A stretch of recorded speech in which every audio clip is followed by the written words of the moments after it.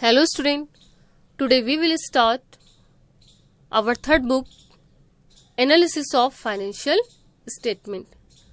And in this book our first chapter, Financial Statement of a Company. बेटा आप सब ने 11th क्लास में ही फाइनेंशियल स्टेटमेंट के बारे में पढ़ लिया है, बट जो आपने 11th क्लास में पढ़ा है फाइनेंशियल स्टेटमेंट सोल प्रोप्राइटर्स का है वो, और अभी आप पढ़ोगे financial statement of a company में।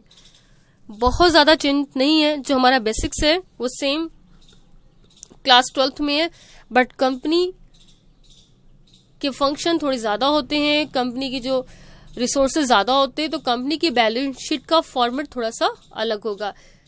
सबसे पहले हम पढ़ते हैं what is the definition of financial statement. Already you know financial statement, it is a statement which is prepared to know the profit and loss of a company and to know the financial position of a company, and from here we can take objective of a financial statement. The first objective, to know the profit and loss of a company and to know the final position, how much there is assets, liabilities or equity or capital of a company. Financial statement of a company जो है एक particular time पर बनाया जाता है। जो हमारा financial year होगा as per section 241 of the company act 2013, all company are required to have a uniform financial year which shall be a period from 1 April to 31 March every year. पहले क्या था, कुछ कंपनियां अपना ईयर 1 जनवरी को start करती है और क्लोज कब करती, 31 दिसंबर को। बट अभी कंपनी ने 2030 एक्ट के बाद कंपलसरी कर दिया है, सारी कंपनियों का फाइनेंशियल ईयर कब होगा, 1 अप्रैल से स्टार्ट होगा और 31 मार्च में क्लोज हो जाएगा। एक बार हम डेफिनेशन देख लेते हैं कि जो कंपनी एक्ट के अकॉर्डिंग जो फाइनेंशियल स्टेटमेंट की डेफिनेशन क्या होगी। As per section 240 of the company act, इसको अंडरलाइन कर लेना, as per section 240 of the company act 2013, financial statement in relation to a company include the following: a balance sheet as at the end of the financial year, a statement of profit and loss for the financial year, cash flow, and then statement of change in equity and explanatory notes. आपके जो syllabus में 3 basically point है। पहला point है financial year, balance sheet, second है profit and loss, third है cash flow statement. बेटा इस चैप्टर का न्यूमेरिकल इवेल्युएशन नहीं है। इस चैप्टर में बोर्ड एग्जाम में जो क्वेश्चन आएंगे वो सिर्फ थ्योरी बेस्ड क्वेश्चन होंगे 4 मार्क्स के। तो हमें क्या करना है, numerical evaluation of balance sheet आपके सिलेबस का पार्ट नहीं है, आपको सिर्फ इसका फॉर्मेट अच्छे से लर्न करना है। So come on our format as per company act 2013 part 1 of schedule 3 के अकॉर्डिंग जो कंपनी ने जो हमें फॉर्मेट दिया है वो हमारा बैलेंस शीट का फॉर्मेट क्या है। देखो सबसे पहले आएगा name of the company, balance sheet. There are 4 column, first column of particular, second column note number, third column current year and last column, fourth column previous year. यहाँ पर हम 2 साल की इंफॉर्मेशन को दिखाएंगे।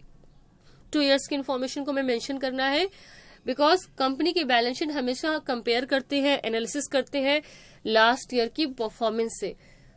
अब हम बात करते हैं कंपनी की जो बैलेंस शीट है, vertical format of a balance sheet है। पहला जो पार्ट आएगा वो इक्विटी एंड लायबिलिटीज का, एंड जो सेकंड पार्ट है वो किसका है, एसेट्स का। First part equity and liabilities में फर्स्ट हेडिंग है share holder fund. There are 4 heading in equity and liability. First one share holder fund, second one share application money pending allotment, third one non current liabilities and last है current liabilities. बेटा आपको क्या करना है, ये heading as it is आपको learn करनी है, इनके अंदर के पॉइंट आपको एज इट इज लर्न करने हैं, क्योंकि क्वेश्चन जो आपसे पूछा जाएगा हेडिंग और सब हेडिंग का ही आएगा क्वेश्चन। तो सबसे फर्स्ट हेडिंग है जो हमारी है equity and liability, main heading है, और उसमें भी फर्स्ट हेडिंग है हमारी share holder fund. And under share holder fund there are 3 point. First है share capital, second one reserve and surplus, third one money received against share warrant. बेटा जो money received against share warrant है, it's not part of your syllabus. Second heading है share application money pending allotment, this is also not part of your syllabus. Third है non current liabilities. Non current liabilities में जो हमारे points आएंगे, first heading है long term borrowing, second one deferred tax liabilities net, next other long term liabilities and last long term provision. इसमें भी जो deferred tax liabilities net है that is not part of your syllabus. Last हमारा आता है fourth है current liabilities. Under current liabilities short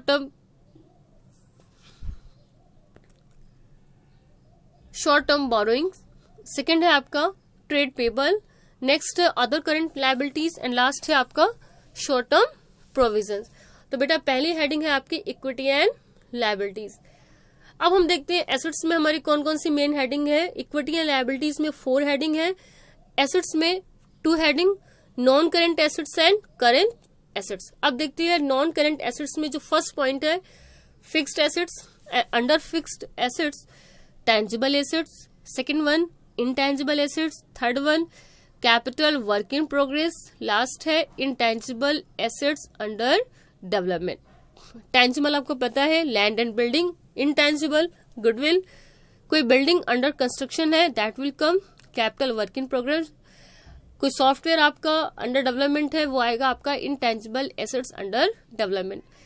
non current investment जो more than 1 year के लिए हो, deferred tax assets also not part of your syllabus, long term loan and advances किसी को आपने दिया हुआ है more than 1 year that will come here, and other non current assets. Last है आपका सेकंड जो हेडिंग है करंट एसेट्स में current investment for 1 year, inventory में आपकी जो आएगी वो स्टॉक वगैरह आपका आएगा, ट्रेड रिसीवेबल्स यानी कि debtors BR will come under the trade receivables, cash and cash equivalent, cash balance, market bank balance, cheque, bank draft, marketable securities that will come under the cash and cash equivalent, short term loans and advances and other current assets.